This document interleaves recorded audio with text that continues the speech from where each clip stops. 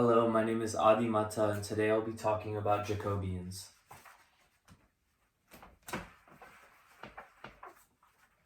So, the first topic when you hear about Jacobians is planar transformations. And what are planar transformations? So,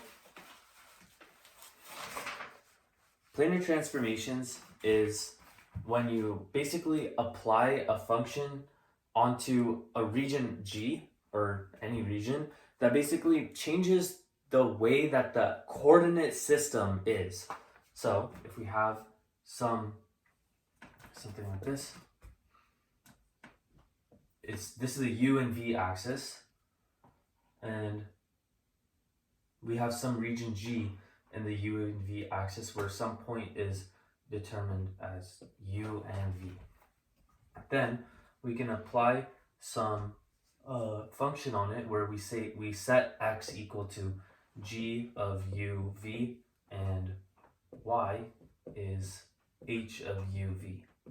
This basically, this can transform this region to look a little different on the new xy plane, which is determined from this.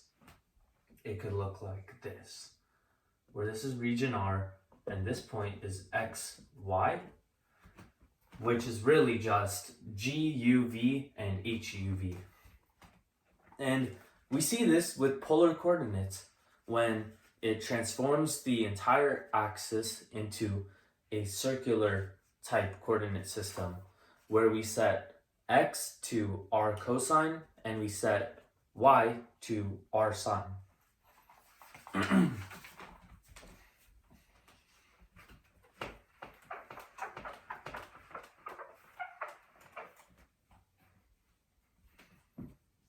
Now, moving on to Jacobians, the juice of this lesson. So, the Jacobian of a transformation, T, would look like this. This is the definition of a Jacobian. T would be G, U, V, H, U, V. And the Jacobian of this transformation would be denoted as this, where this is equal to this derivative over this derivative. And solving this out gives us one intermediate step here, dx, du, dy, du, dx, dv, and dy, dv, where basically this is saying that you take this matrix here and you organize it like this so that you can find the determinant later, which is going to be your Jacobian. The determinant being this.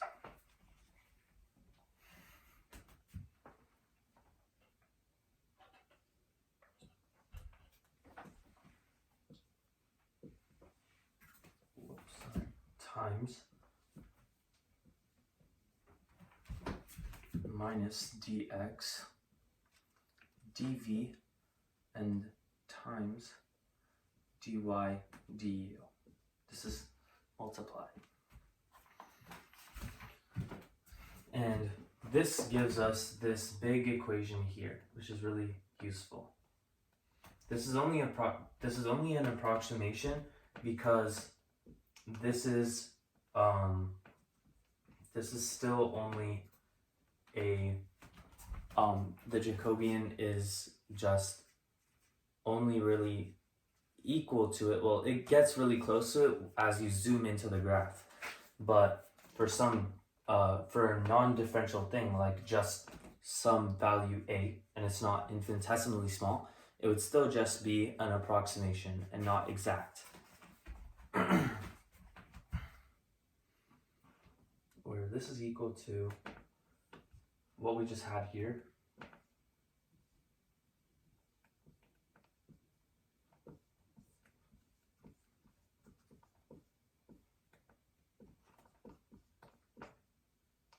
So what this is basically saying is that our transformation matrix determinant here, the Jacobian, times our new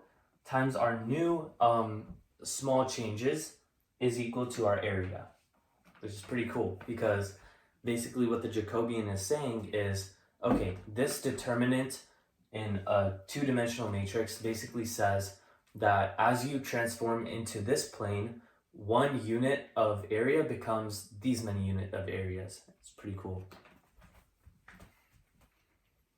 So that's our equation for dA now.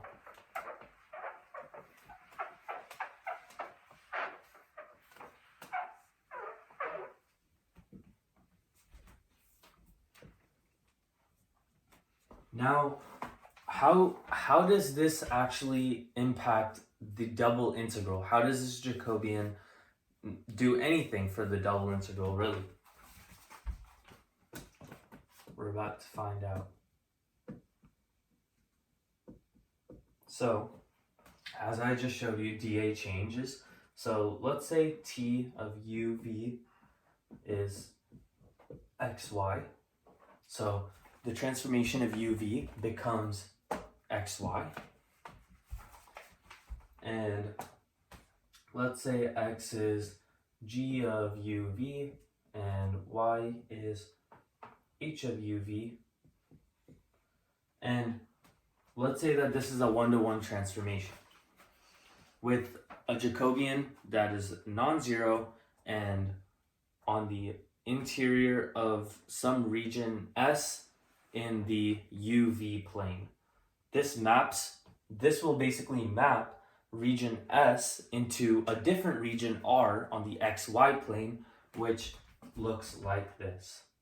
So if we have our double integral over region R of x, y for some dA, this is basically over region S in the UV coordinates of f of g uv, as we set up here, comma h uv, and multiplied by our Jacobian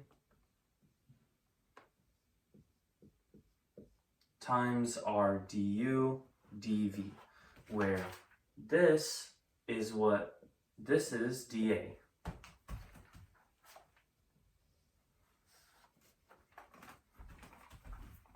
So this is how it changes the double integral. And basically we change from xy to uv in a double integral by replacing this dA with Jacobian of uv du dv. And when we use these, we need to change our bounds accordingly, of course, to uv, because we're using a new coordinate system. So we need to make sure our bounds are in check when we're integrating.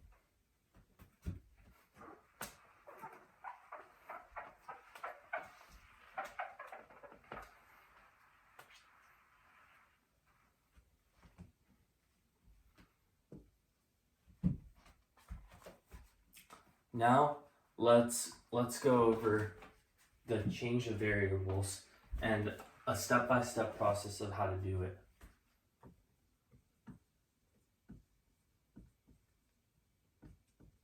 Change of variables. So number one, first you should sketch the region given by the problem in xy plane, and then you should then write equations of the curves to form the boundaries of this region. Now, number 2, depending on the region or the integrand, you should choose the transformations x equals GUV and y equals HUV. So choose what you set x equal to as a function of u and v, and choose what you set y equal to. Then number 3, find new bounds of integration. Then number 4, find Jacobian. So find the Jacobian. Number 5, you should replace the variables obtained into the new integrand. So replace your variables.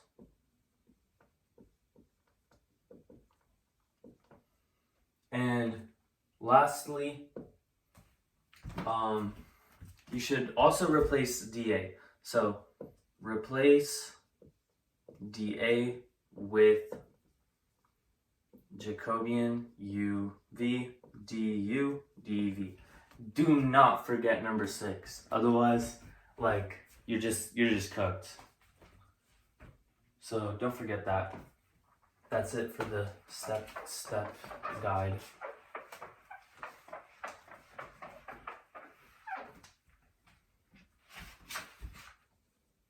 So now, this can also give us some cool physics things that we can use.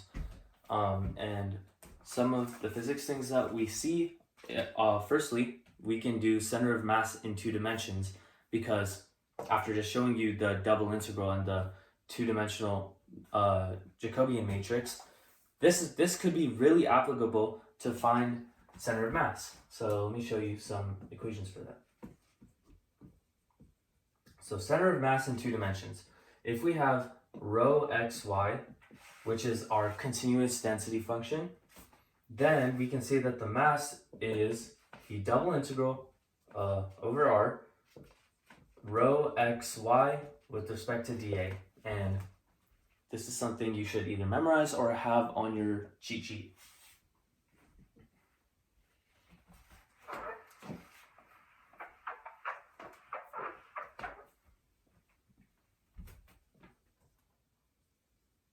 So another thing that we can get is moments of lamina on the x-axis and y-axis.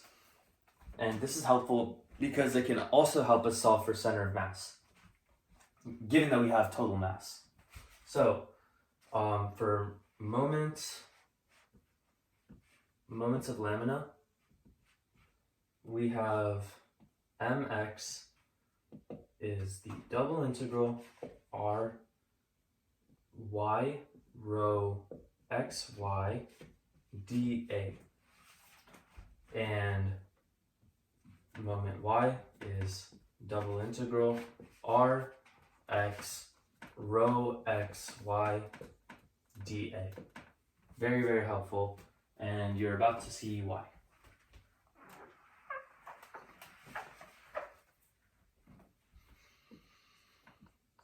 So center of mass, we can use those moments of lamina to help us with this.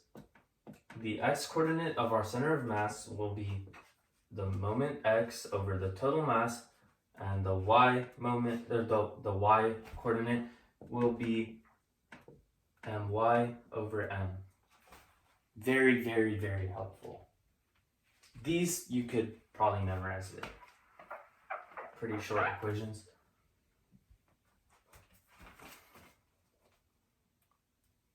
And last but not least, moment of inertia, which is also pretty good. Moment of inertia. Butchered that. Moment of inertia, for our x would be double integral r for y squared rho xy dA, and this is basically the square of distance to x-axis. a little visual for you. You could imagine that. And for our y component, we have r x squared rho xy dA.